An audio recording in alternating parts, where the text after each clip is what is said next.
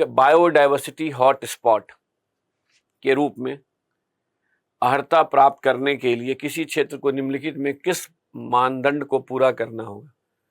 तो ध्यान दीजिए, बायोडायवर्सिटी हॉटस्पॉट की जब बात आती है तो सबसे पहले तो यह समझना आवश्यक है कि किसी भी क्षेत्र में जब हम बायोडायवर्सिटी का अध्ययन करते हैं तो वहाँ की किसी भी स्पीशीज की आनुवांशिकी विविधता का अगर हम अध्ययन कर सकते हैं तो किसी भी समुदाय के स्पीशीज स्तर पर डाइवर्सिटी को देख सकते हैं, और किसी भी स्पीशीज के डाइवर्सिटी को देखने के बाद अगर देखा जाए तो कहीं ना कहीं हम इकोलॉजिकल डाइवर्सिटी को देख सकते हैं।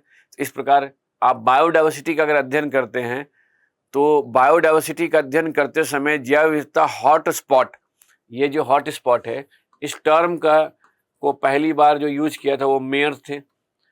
मेयर्स ने इस टर्म का यूज किया था और इसका संबंध ऐसे क्षेत्र से है जहां पर वैस्कुलर प्लांट जिसमें जाइलम और फ्लोएम होते हैं।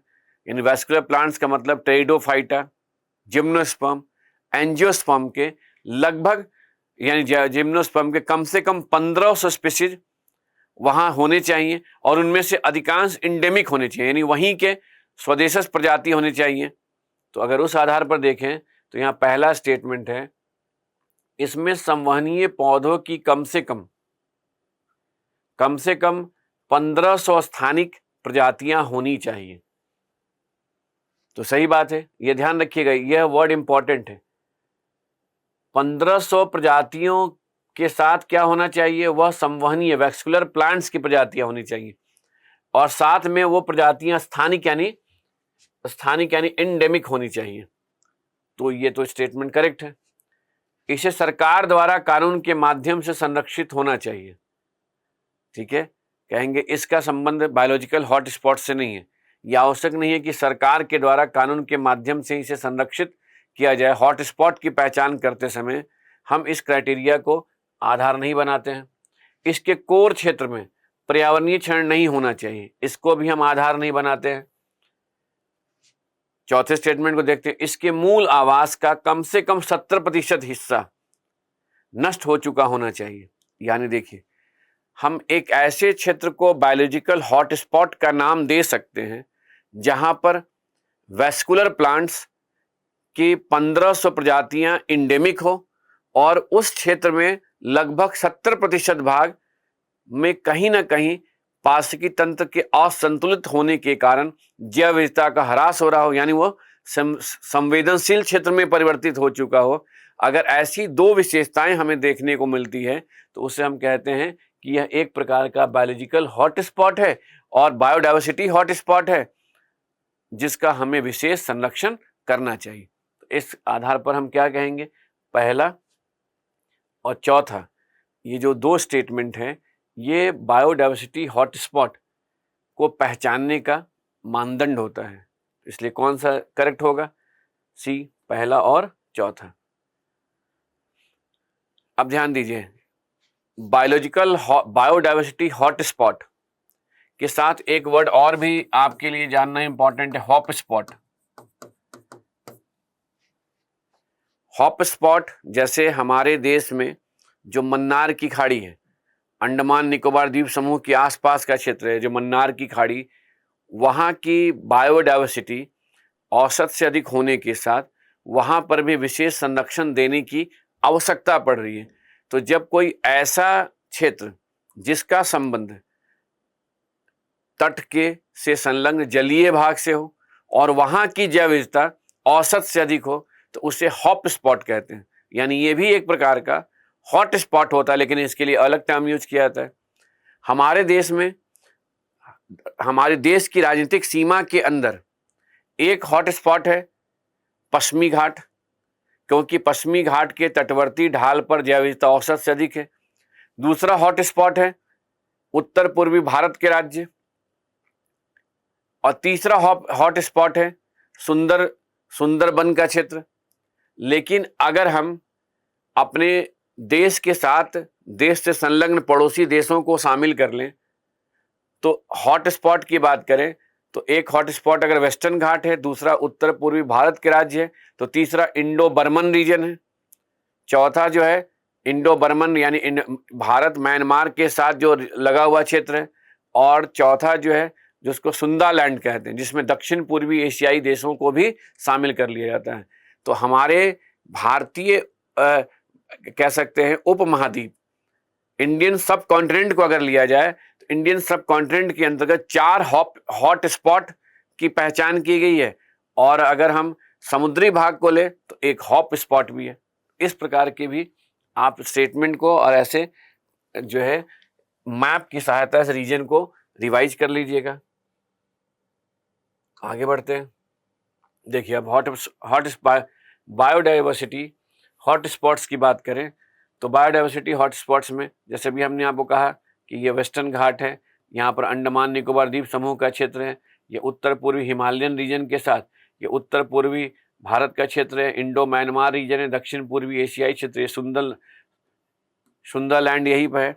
इसके अलावा अगर आप देखें तो ये कैरेबियन द्वीप समूह के साथ सेंट्रल या मध्य अमेरिका का जो क्षेत्र है, यह भूमध्य सागर से संलग्न जो तटीय क्षेत्र है, यह गिनी की खाड़ी का जो तटीय क्षेत्र है, यह आपका अमेजन नदी बेसिन के साथ, और ये एंडीज पर्वतीय क्षेत्र का क्षेत्र के अंतर्गत आएंगे। मेडागास्कर का रीजन है, यहाँ पर इथोपिया का क्षेत्र है, यानी आप कह सकते हैं कि यह जो क्षेत्र है यहाँ पर अफ्रीका का हॉर्न देश भी है।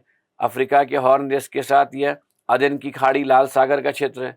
इधर आएंगे तो जापान द्वीप समूह के साथ इधर फिलीपींस द्वीप समूह के कुछ क्षेत्र हैं। तो इस आधार पर आप कह सकते हैं कि बायोडाइवर्सिटी हॉटस्पॉट का संबंध किसी खास जलवायु प्रदेश से ना होकर विश्व के अलग अलग क्षेत्रों से है, और इनमें वर्ल्ड के हर यानी उत्तरी अमेरिका, दक्षिणी America, Europe, Africa, Asia, Australia, सभी क्षेत्र में जितने भी ये महाद्वीप हैं, यहाँ पर बायोडाइवर्सिटी हॉटस्पॉट की विशेषता देखने को मिलती है। ठीक है, अब देखिए भारत वन स्थिति रिपोर्ट 2021 में फॉरेस्ट स्टेटस रिपोर्ट को प्रकाशित किया गया है, तो इसलिए यह रिपोर्ट तो इम्पॉर्टेंट है ही। इस रिपोर्ट के साथ ज़रूर आप एक बार भारत की फॉरेस्ट पॉलिसी, जो पहले से फॉरेस्ट पॉलिसी एग्जिस्ट करता है, उसका भी एक क्विक रिवीजन कर लीजिएगा।